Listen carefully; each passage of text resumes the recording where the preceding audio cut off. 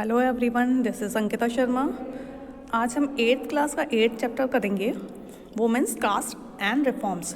Women's के बारे में है, कास्टर्स के बारे में है और उनमें जो सुधार किए गए हैं उसके बारे में है। चलिए चैप्टर स्टार्ट करते हैं। Have you ever thought of how childrens live about 200 years ago? क्या आपने सोचा है कि 200 ईयर्स एगो चिल्ड्रंस कैसे रहते थे?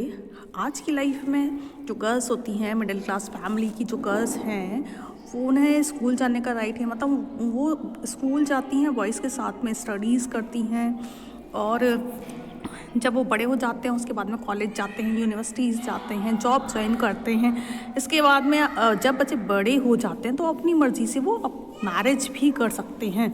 जो मैरिज की जाती है वो किसी भी कास्ट या कम्युनिटी के अंतर्गत वो कर सकते हैं, ठीक है। और इसके अलावा जो वुमेंस होती हैं, जो विडोज़ होती हैं, उनको री मैरिज का भी राइट मिला हुआ है। तो आज के ज़माने में हम कितना ज़्यादा फ्रीडम होकर रह रहे हैं। जो वुमेंस होती हैं उन्हें कई सारे राइट्स मिले होते हैं, जैसे कि वोटिंग राइट्स है, इलेक्शन में खड़े होने का राइट्स है, ऐसा राइट्स हमें मिले हुए हैं। लेकिन आज भी जो वुमेंस हैं वो अपने राइट्स को एंजॉय नहीं कर पाती हैं। कई सारे जो पुअर फैमिलीज़ हैं वहाँ पे जो गर्ल्स हैं वो एजुकेशन प्राप्त नहीं कर पा रही हैं। इसके अलावा जो वुमेंस हैं वो अपने हस्बैंड को खुद नहीं चूज़ कर सकती हैं, उनके पेरेंट्स उनके लिए उनके हस्बैंड को चूज़ करते हैं।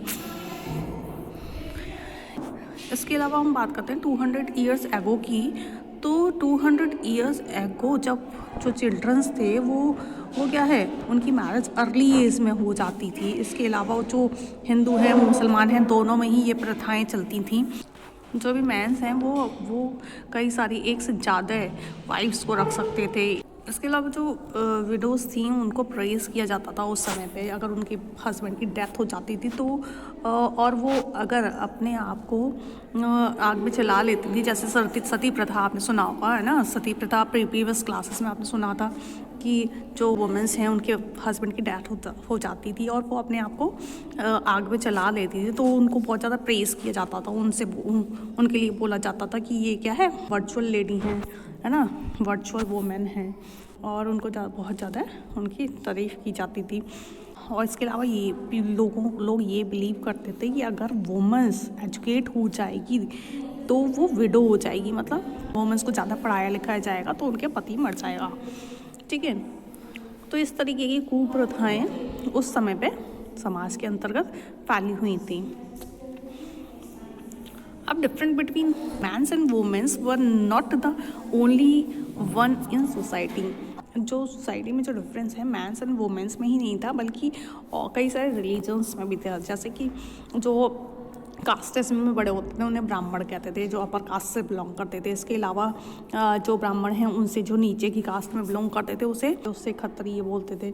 उनसे नीचे जो होते थे वो वैश्य कहलाते थे, और जो और ज़्यादा नीचे होते थे उन्हें शूद्र कहते थे। मतलब जो सोसाइटी थी वो 4 वर्णों में डिवाइड हो रखी थी, ठीक है। और उस समय क्या है, अनटचेबिलिटी की जो प्रथा है, छुआछूत की प्रथा, वो भी समाज के अंतर्गत फैली हुई थी। उन लोगों को मंदिर में जो टेम्पल्स होते थे उसमें अलाउड नहीं किया जाता था। उनको मना कर दिया जाता था कि टेम्पल के अंदर अगर वो एंटर हो जाएंगे या फिर वो किसी भी पंडित के पास से निकल जाएंगे, किसी भी ह्यूमन्स के पास से निकल जाएंगे तो वो अशुद्ध हो जाएगा, ठीक है। धीरे धीरे क्या हुआ, 19वीं सेंचुरी ख़त्म होते होते और 20वीं सेंचुरी आते आते ये धीरे धीरे से काफ़ी सारे चेंजेस आना स्टार्ट हो गए थे, ठीक है। अब देखते हैं वर्किंग टुवर्ड्स चेंजेस। धीरे धीरे कई सारे चेंजेस आए इन सभी प्रथाओं के अंतर्गत। 19वीं सेंचुरी जैसे जैसे ख़त्म हुई, 20वीं सेंचुरी आने लग गई, तो फिर कई सारे चेंजेस सोसाइटी के अंतर्गत आने लग गए। सोशल कस्टम्स चेंज हो गए, नए चैप्टर्स ओपन हो गए। जो इम्पोर्टेंट रीज़न थे उसके अंतर्गत वो ये थे कि नए रिफॉर्म्स, नई कम्युनिकेशन क्रिएट होने लग गई थी। जो कई सारे बुक्स, न्यूज़पेपर, मैगजीन्स, ये सब चीज़ें प्रिंटेड होने लग गई थी। इससे पहले क्या है, मैन्यूस्क्रिप्ट लिखी जाती थी लोगों के द्वारा। मैन्यूस्क्रिप्ट क्या होती थी, जो हाथ से लिखते थे बुक्स को, उसे बोलते थे मैन्यूस्क्रिप्ट। तो उसके अंतर्गत क्या होता था कि जो पीपल होते थे वो क्या है अपने आप उसे मतलब अपने विचार जो अपने आइडियाज़ होते हैं तो उसको अपनी लैंग्वेज में लिख लेते थे। और भी कई सारे इश्यूज़ जो जैसे कि सोसाइटी में हो रहे हैं, social issues, political, economical, religions, ये सारी की सारी चीज़ों को वो डिस्कस किया करते थे अपनी मैन्युस्क्रिप्ट के अंतर्गत। ठीक है, तो इस तरीके से सोसाइटी के अंतर्गत कई सारी चेंजेस को लेके आया गया। यहाँ पे बात की गई है राजा राम मोहन राय की। जो राजा राम मोहन राय थे वो इंडियन रिफॉर्मर्स के रूप में सामने आए थे। ठीक है, तो और कब आए थे ये चीज़ बहुत इम्पोर्टेंट है। राजा राम मोहन राय 1772 से 1833 तक इन्होंने काम किया। एक इंडियन रिफॉर्मर्स के रूप में इन्होंने काम किया था। ठीक है, तो ये कहाँ के थे? कलकत्ता के थे। ठीक है, कलकत्ता में इन्होंने काफ़ी सारे बदलाव को लेकर आए थे। कई सारे चेंजेस को इन्होंने सोसाइटी के अंतर्गत लेकर आया।